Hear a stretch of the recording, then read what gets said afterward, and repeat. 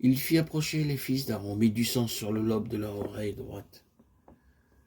L'oreille droite, tout comme la main droite, est la place d'honneur et de puissance en ce qui concerne lui et la voix. Ainsi, vous et moi, lorsque nous disons être des hommes et des femmes consacrés, nous entendons par là que pour nous, la mort de Christ a englobé le gouvernement et la domination de toutes les voix qui s'élèvent de toutes parts et autres que celles du Seigneur lui-même.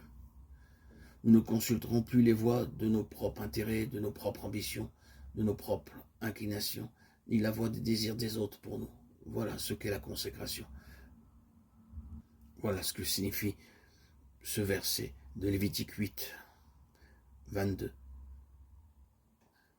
C'est ici une parole directe et solennelle pour chacun de nous, et spécialement peut-être pour les plus jeunes dont les vies sont maintenant plus exposées à être gouvernées par d'autres considérations parce que toute la vie est devant eux.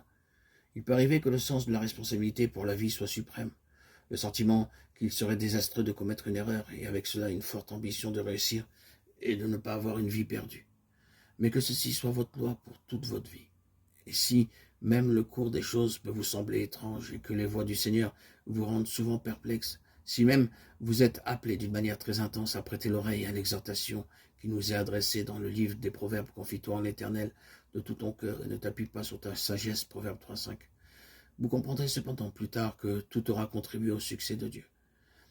Et après tout, y a-t-il quelque chose de plus important que cela, ou qui compte autant que cela? Le chemin sera peut-être différent de ce que vous aviez espéré ou pensé ou jugé raisonnable pour votre vie, mais peu importe, pourvu que votre vie soit un succès au point de vue de Dieu. Voilà le secret. Une oreille vivante pour lui et morte pour tout ce qui vient d'une autre source que le Seigneur lui-même. Le chapitre 17e de l'évangile de Jean est un commentaire de cela.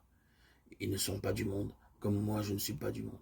Si nous étions du monde, nous prendrions pour régler nos vies les jugements du monde, ce que le monde nous suggère comme étant le chemin du plus grand succès, de la prospérité et de l'avantage de nos vies. L'esprit du monde entre quelquefois dans nos propres cœurs et nous suggère la pensée qu'il pourrait être fatal de suivre un chemin ou un autre. Prêtez attention à cette voix, c'est se conformer à cet âge. Je vous exhorte donc, frères, par les compassions de Dieu, à offrir vos corps comme un sacrifice vivant, saint, agréable à Dieu, ce qui sera de votre part un culte raisonnable. Votre service spirituel, Romains 12.1.